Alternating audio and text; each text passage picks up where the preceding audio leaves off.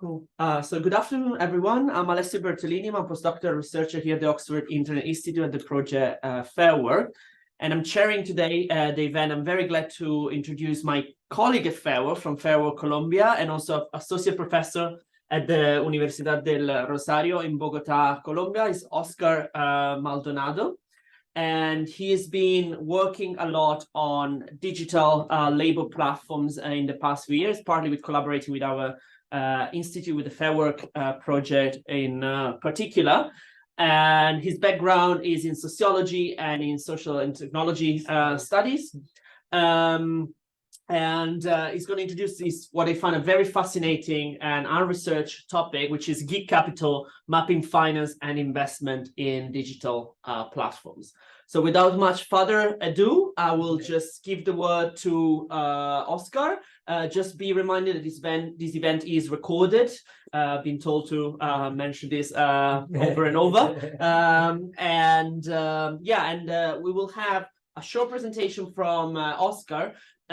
Is still very much a work in progress. So it's more like a pilot project he would like to kick off. So we'd like some feedback at this stage. So we're going to have some time after the talk to maybe discuss, provide feedback, but also ask questions and maybe, get some interesting ideas together. Yeah. Oscar, the floor is yours. Do you want to come at the front so people can see you? Yeah, I think I will do at some point because I will write. But okay. Yeah, I know that it's charged already. Yeah, I can. So thank you very much for coming to the talk. And as Alessio said, it's not enough stressing it. It's work in progress. So I'm very happy of receiving any feedback and ideas about how to continue working on that, or if that makes any sense, this kind of research. As Alessio said, I'm part of the Fair Work project.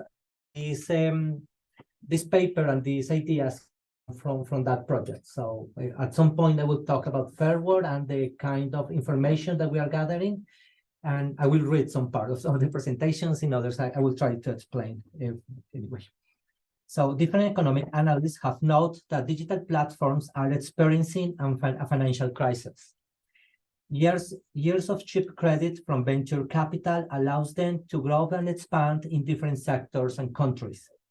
Last year, the situation drastically changed. Inflation and the central bank's response to rising interest rates has put on digital platforms an increasing pressure to become profitable and to give returns to the initial investors. This presentation explores methodological paths to understand finance and investment in the shaping of digital platform markets. This is an often neglected dimension in the geographies of the gig economy. The role of finance and capital in the shape of digital platforms is now very studied. So that's this is an attempt to look at. That was working. Maybe. Thank you. Yeah, thank you.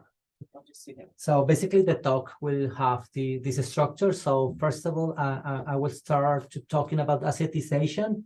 That is a concept that for me has been very interesting for addressing contemporary capitalism. As Alessio said, I come from science and technology studies. So my entrance point to political economy of digital world comes from these sensibilities, and particularly the idea of a techno-scientific capitalism. Then I will move to the concept of planetary market that is part of this discussion and this literature about digital platforms.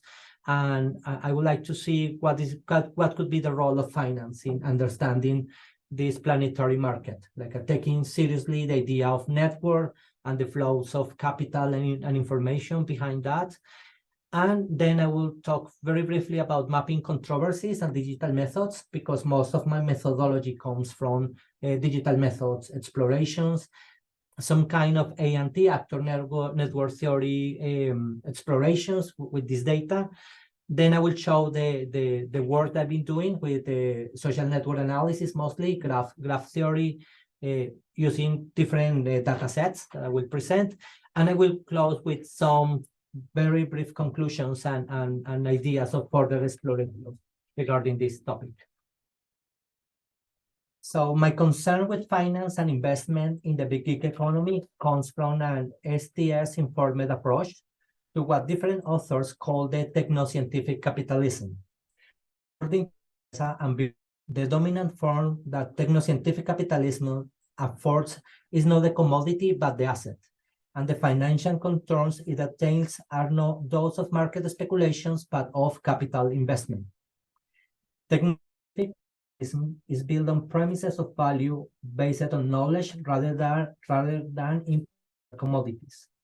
This kind of capitalism encompasses a wide and diverse set of companies, from the unicorns stock in Silicon Valley, firms whose notional valuations top 1 billion, promising huge returns to squared investors, the ramping up drug prices, and to the government turning atmosphere into financial assets. At the is the concept of asset. The asset is something that can be owned or traded and capitalized as a revenue stream, offering the valuation count future earning present. It could be a piece of land, a skill, or experience, a sum of money, a bodily function, or affective personality, a life form, a patent or copyright, and so on. This reflects an assumption of money, which is framed by expectations about the future inflation, risk, and uncertainties. Assets can be bought and sold, yes, but the point is to get a durable economic rent from them, not to sell them in the market today. Here we use the term rent to mean the extraction of value through the ownership and control of an asset, which usually entails limited access to it. These ideas come from science and technology interest in capitalism and in markets, and in particular how many knowledge objects have become the center of complete sectors in the global economy. So we are thinking here about genes and patents in science, but also in the context of platform economy, algorithms, artificial intelligence, a piece of codes, and all these mathematical and algorithmic entities that are based knowledge entities that now are in the center of these valuations, and the role of finance in increasing in justifying the value of these objects. We can trace these dynamics in the short history of digital platforms and the gig economy. Most of the news about these companies are focused on the financial dynamics behind their expansion and contraction, and the long-due fulfillment of the promised revolution in transport, mobility, housing, finance, etc. Next, please. So yeah, the insight here is like when you are researching digital platforms and you focus on news, Fair Work is a project that is focused on workers' rights. But if we are building a context of platform economy, most of the news about the digital platforms are financial news. And most of them are about the speculative value of these platforms, like the increasing valuation to investors. And some of them have got public, going to the stock market, but most of them keep private. And when they are private, it's very speculative, their value. But there is very few information or discussion about the real impact of these platforms in the real world. Most of the discussion is financial. So I think it's important for us that are analyzing digital platforms, looking at that. And during the last year, most of the news has been centered on the decreasing value of the platform sector. In particularly, delivery platforms are in some kind of crisis, and the opportunities that the bigger ones are experiencing to grow. From a Latin American perspective, like this happened in all the levels. Rappi is one of these platforms that, from a Latin American perspective, is very important. It's one of these delivery platforms that is present in all Latin America, from Mexico to Argentina and Chile, and is one of the main investments of the now infamous SoftBank Vision Fund, because they were part of the main business in Latin America.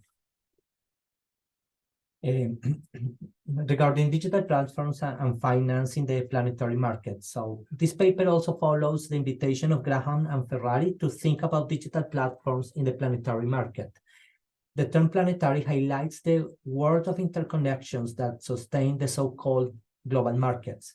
It recognizes that place, proximity, and positionalities will never be transcended. Even digital data must be transmitted over physical infrastructures and will reside in a physical server, which will sit in a particular place and jurisdiction. But the planetary scale of connectiveness means that they now matter in a profoundly different ways. I am particularly interested in taking seriously the idea of the planetary as grounded networks. Finance and funding are good examples of the planetary scale interactions and transactions that sustain gig economy and, in a wider sense, the techno-scientific capitalism. So, in closing to the methodology, so as I said in the beginning, this exploration is done with the tools of digital methods, in particular, this kind of visual network analysis that is very grounded in science and technology studies. It's a very Latourian way of understanding networks. So basically, I would like to understand networks in two senses. One is the idea of mapping or using the construction of networks as agnostic description. So I know that everyone has like a concept, and I just presented the concepts that are guiding my research. But my first starting points regarding this data is playing with the data, like how the network can help me to organize an information that is set in columns and in a very traditional table, and to help me to navigate, with no other pretension, no generalization, no confronting concepts, just in an agnostic way, if that is possible. Next one. But the other aspect that I think is very useful in this kind of analysis, that is also very Latourian, and is the things that Latour did in making things public, is the idea that mapping is political, and mapping and maps can be democratic equipment. So at the same time that building networks can help me to organize the information in a different way, is also a device to render visible power asymmetries. So the methodology that I use, that is graph theory and in particular social network analysis, at some point allows you to render visible the centers of power. Of course, before in the database, you also can notice that, but I think the rendering that visibly, it's very important for discussion. So who is marginal, who is in the center, and what other topologies and geographies can be produced through this data. So yeah, finally the explorations. So these explorations comes from the Fairware project. This is the starting point is Fairware. A common way of representing the project is through maps, and this is an unfinished and never updated map of the countries that we are researching on working conditions for those who make a living in the digital platforms. So maybe most of you know about the Fairware project, but in any case, I will say a couple of words. It's an international collaboration in which we are mapping working conditions in digital platforms in all these different locations. And the project has been running for 3 years, more or less. It has gathered a lot of information about the different, we have produced a great amount of information, thousands of interviews with workers around the world, but also who are also in sounding and tests. We have data about regulation and economic impact of platforms. And finally, we have a lot of lists of platforms that operate in each country. So the starting point of these explorations are those lists that we have constructed. So if you go to the Fairware webpage, you will see that we have these ratings of platforms for every country that are basically lists. So Colombia, 12 platforms, and how they rate regarding working conditions. So that's my starting point. Next. So with this list, I started to play with graphs or networks as a way of representing networks. Graphs is like the mathematical term to talk about this kind of very particular topology or way of presenting information, and which we nodes that are points that are connected. Are the size of the bubble of the bubbles relevant, aren't they? Sorry? Are the size of the bubbles? Yeah. relevant? It's relevant Size of- because it's the size in some way represents a frequency or in degree. The in degree measurement in networks in which if an actor has a lot of relations, it's bigger in degree. So it's bigger Not the size, not exactly. Size of relationship. Exactly. So in these explorations, it's very important the cluster bridges. So clustering was the thing that I said before, how these different nodes and these different points gather together by network, by relationship proximity, sometimes replies the geography of the world, like all the Latin American countries are together, or the Asian countries with their look different. But there is also the bridge, those nodes that are communicating different clusters. That can be a very interesting proxy to start to map which platforms start to build regional bridges. So if I can, I don't know, if you were checking my network in Gephi, you will have like a very detailed map of the network, and you will see that most of the Latin American countries are gathering together. But I'm interested in these cases, for instance, Lalamove, these kind of platforms that are navigating in the Asian context, like a platform that is from Indonesia, but is also appears in Philippines, but is also in Brazil. So this kind of platforms of business that are crossing regional markets. Next one.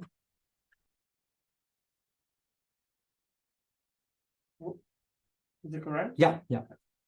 So the network before is bipartite, so it's interested in rendering visible countries and platforms. This one has had a change that in which I apply modularity statistics that render visible the clusters that are in the network. A cluster is defined by the density of relations. And it's just illustrating the thing that I said before. So even though this is not a geographic map, in some way resembles. So in this color, what color is it? Yeah. Gray, purple. Yeah, purple is Latin America. In green is Africa. In pink is this connection between Bangladesh, Pakistan. India has its own pairs of platforms.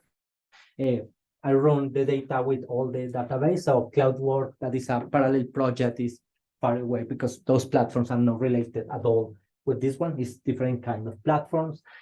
Albania is also completely disconnected. And through this analysis is starting to become clear which platforms, at least in our database, are really global. So it's the case of Uber. Uber is probably the biggest node in our network. It is more grounded than any country. It has global presence in all in Latin America, Southeast Asia, Africa, Europe, everywhere. So yeah, this is an actor that we have to take seriously if we want to understand this kind of governance. Okay, next please. Then in this exploration, so I started with modularity, that is the construction of clusters, and then getting back to the geographic map, just for clarity, for showing how this hypothesis that digital platforms in some way, at least with our database, are very regional focused. So the important platforms in Latin America, like Rue, like iFood, Rappi, Cabify, they rarely have presence outside this geographic cluster. Uber is like at the center, the only truly global platform. We have the cluster of platforms in Western Europe, those in Asia, this cluster, Pakistan, Bangladesh, away building these geographies. Next, please. So one of the problems that we have with this data set, with the Fair Work data set, is like it's not exhaustive regarding the mapping of all the platforms that are operating in the country. So in the Colombian case, for instance, we are working with 12 platforms that are like the main ones, because political visibility. The in the interviews told us that they are like the use, because they are like the ones that present the use or population like at the highest value. But Colombia has more than 12 platforms, like can operate 100 and so on. So as a way of continuing the exploration and going the database of Fair Work, started to explore like other repositories of information. This built the API of Wikipedia. So Wikipedia, I think, could be a very interesting source of information for in capitalism. The entries, some companies are very interested that say are updated, or but there is a lot of research about Wikipedia, like a ground of debate in which there are converged different versions around different objects, but still, I think it can be interesting for exploring. So this network is built with the entry of Wikipedia about delivery platforms, and it like 4 nodes: Hero, Deliver, Rappi, Uber Eats, and in the middle there is like all the nodes that are waiting. Can be other platforms, can be founders, can be matters of concern that are related in those entries. But I'm starting to clean also the base in order to have a bigger list of the platforms that are operating. Next.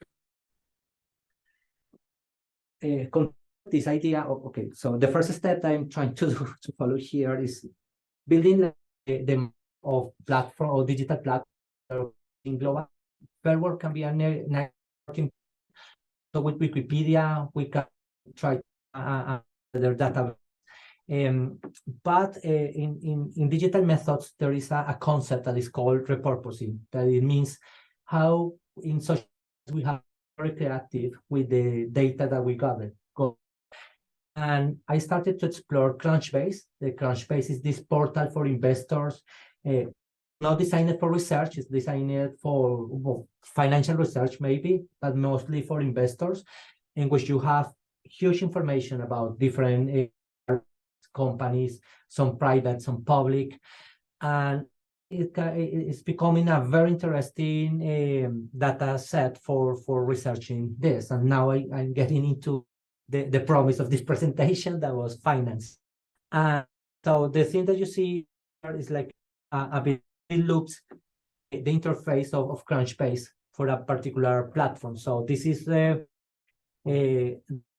fund rounds of Rappi, this platform that operates in Latin America, and the different investing numbers of investors and investing rounds that the platform has experienced. Next, please. So with this database, I started Rappi. So we have information about the funding rounds. So A, B, C, D. This is not public company yet, so they are still in the rounding funds. The investor name, so those investors that have had our role, and those who have lead investors, and finally other and other investors, then venture capital and high risk investors. Next one. And is the exploration with the that I got on Crunch regarding iFood, that is an important platform that in Latin America. It comes from Brazil. At some point, it has a very important presence in countries, but in the last year they are retracting a bit of the business. Again, here information rounds, the main investors, and those that the late investors and the partners. So now start to do this with all the important bridges network. So with all the platforms that look important because are connecting geographies, or because they are big enough, because all the in degree centrality in the network. So that's the I've been doing at the moment. Some concluding remarks. So first of all, from this exploration, this is not an actor network. So this is with the digital methods, we can do a lot of things like playing with visualization, rendering visible some actors. Still, it lacks the explanatory power of a good theory and a political economy framework. But I think it's a very interesting starting point. Like if I finalize this network and this map of finance, I will have like a map of the power in digital platforms. So who is most important, who has become marginal, what are the connections between regions and how operates regionality in this sector. The next one, please. But it works as a map. It gave us the opportunity not only to establish versus through digital media, but also study those digital media in the process. So, and this is like a level of reflexivity regarding this data, like when we are operating with Crunchbase, it's interesting because it's not only information about objective information, but also we are dealing with an interface that was designed for investors. So the way in which the presentation, the information is presented, the way in which the same database is curated, tell us a lot about the investor culture behind digital platforms. And I think visualization is very important. So it's a tool for thinking, for building other stories and making more problematic these stories of digital platforms and global finance. And thank you very much for your time. Right, thanks a lot, Oscar. Are there any questions, comments, doubts, clarifications that you would like to ask? Also, please, the people online, feel free to post either in the chat or there's or in the Q&A panel. Anyone like to go first? Angeli, please. Oscar, that was really fascinating, and that map showing Uber right in the middle was really interesting. There was a recent article about delivery companies in Latin America basically agreeing with each other that various different countries would be like iFoods would be Brazil's, Rappi would be, I think, Colombia, and basically leading the country that was not there. So basically dividing South America amongst themselves. How would your map account for that? Yeah, thank you. Very good question. Do you want to take? Do you prefer to answer directly? Yeah. Okay. So thank you very much for the question.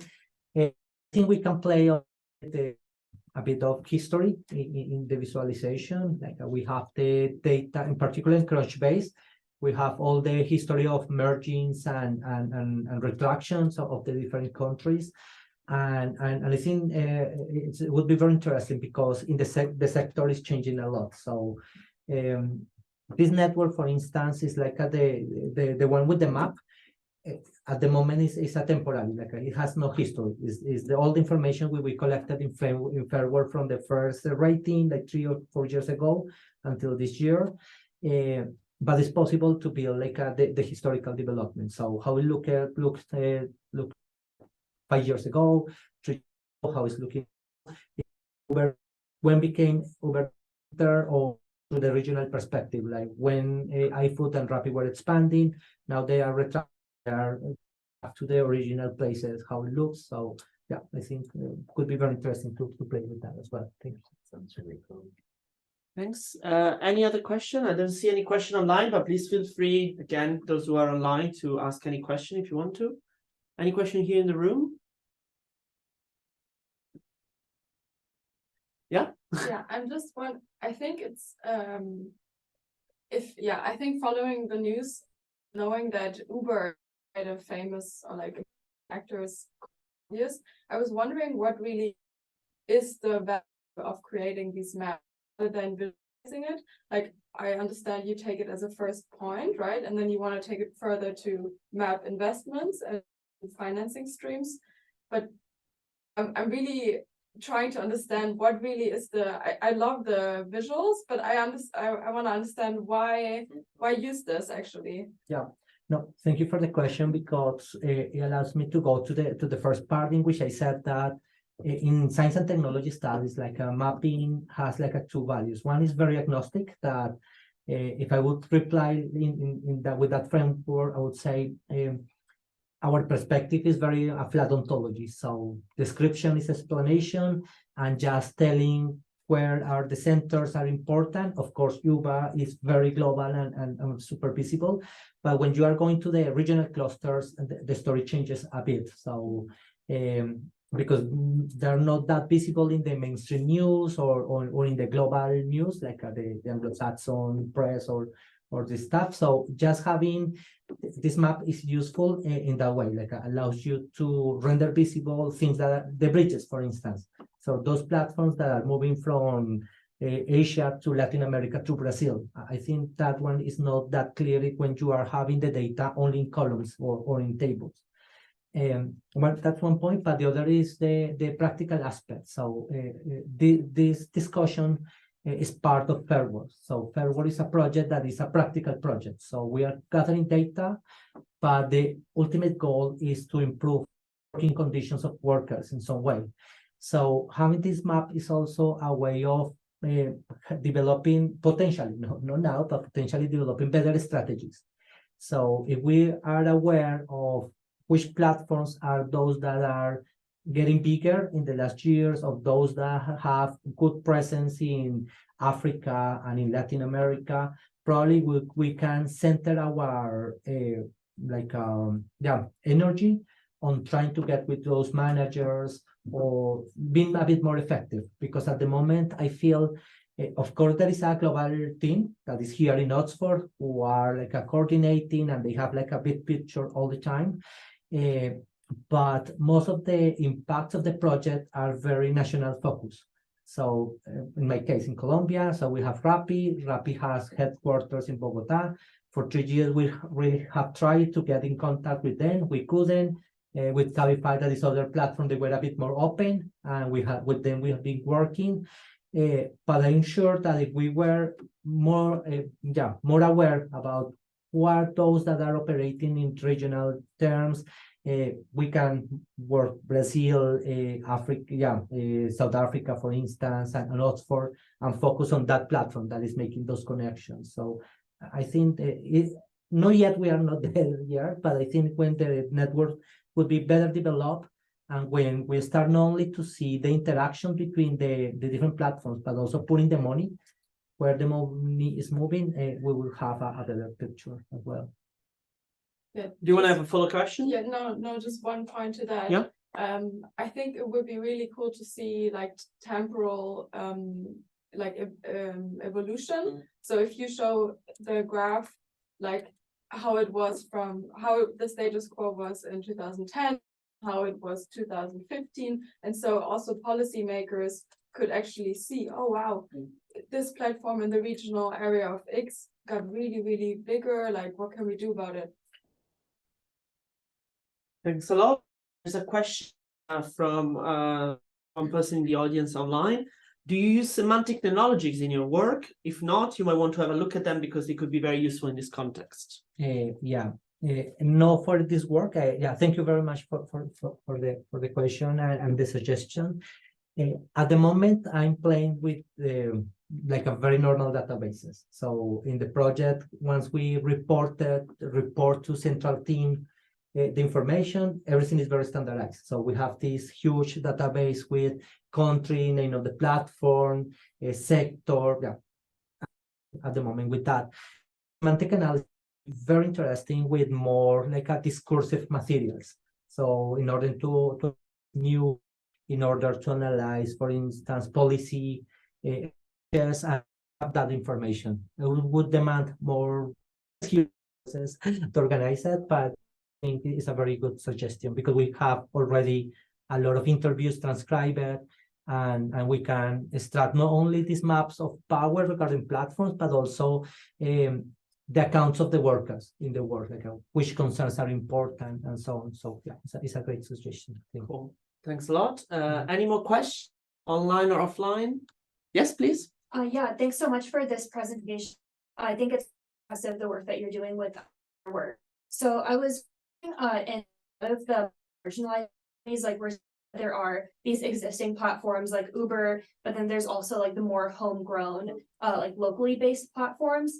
What effect do you think the locally based platforms are having on things like state-based regulation or the quality of work? Like, are the concerns about like low wages or exploitation like mitigated a little bit by the local platforms, or like what's the It's a very good question. I think could respond there in a better way.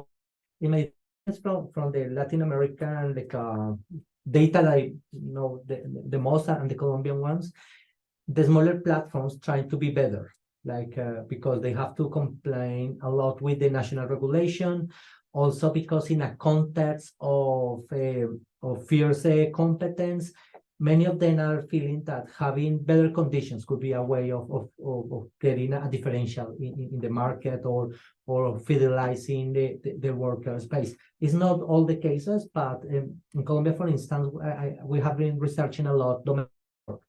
So those are very national and small platforms, but those bad conditions because they have to pay the minimum legal wage.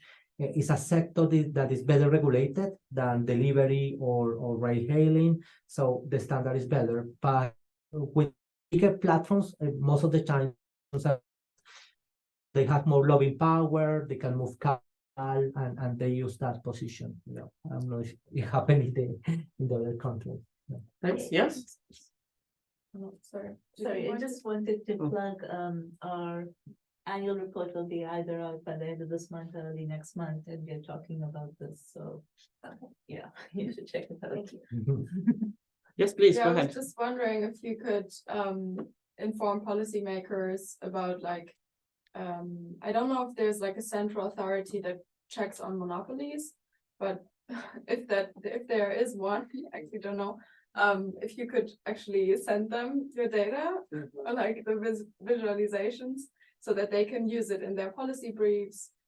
Yeah, I'm just thinking how to use the data because I feel like government and academia don't really take the things that are already there and that are so valuable. Yeah. That's a very good way of putting it. Yeah. No, I was thinking like in the context of what happened in Colombia, because now we have a left-wing president, like at the first all history. Colombia has been very center-right for during 200 years. And Fair Work has had a better relationship. So they have receiving us, they are reading our reports. And I think for them could be interesting, this is more in regarding, they are really willing to tap platforms. So they have it has a chapter about digital platforms, and they are focused on following Uber, Rappi, all the big ones. So in that sense can be useful. But I remember with the former government, they really don't care. They were celebrating this, like, oh great, Colombia is in the like a big player is in Colombia, so that means the investors are trusting us. Yeah. Any more question? I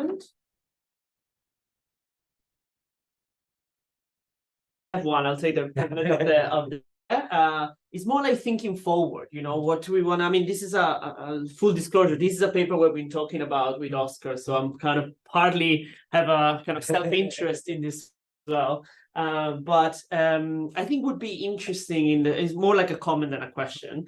I think would be interesting also based on what she was saying earlier, like to really have a map of investors and platforms and the evolution over time, just to see how the network has evolved, especially with now the cost of living crisis and so on, but also more generally to trace where the power lies within the kind of platform world, in a sense. So I was just like, what are your ideas? We could have a chance to discuss this over a coffee probably, but like also maybe I think it would be interesting for the general public. Where do you see from the research you've done this paper, the research going as a next step? Yeah, I think and it's not the sexiest that is organizing the database. So I think that the next step will be going to Crunchbase and start to download all the data that we have about investing rounds and investors. Also organize well the historical data, like very good information about the dates, standardize everything, and put this together. Start with the big nodes, like with the big platforms, both globally but also regionally, and then with the bridges. And if we have more time in an ideal world, it would be great having everything, like all for each node, having all the information that we gather in Crunchbase regarding investors, round cycles, and so on. And with this database, we can play doing a lot of stuff, like starting to fulfill the promise of the paper, showing finally where is the money, who are the main investors, and also have this. It's a very obvious hypothesis, like the movement of capitals between north and south. But showing with more detail could be interesting. So we have in Colombia at least the SoftBank Vision Fund. It was very important for the expansion of the gig economy in the country. Now they are taking out the resources, and you can see it. So that would seem would be the next direction. Thanks, Oscar. Any final? Oh yeah, sorry. There's a comment online. Have you tried Bohurst for UK investment? And sorry, my madam kind of shattered the name. Is Bohurst for UK investment and finance data. Also, the British Library Business and IP Centre for market data. Super. No. No, Thank you very much. okay. I will explore that information. Thank you. Thanks. Any final comment or question from anyone? Okay, well, if there's nobody else, thanks a lot for your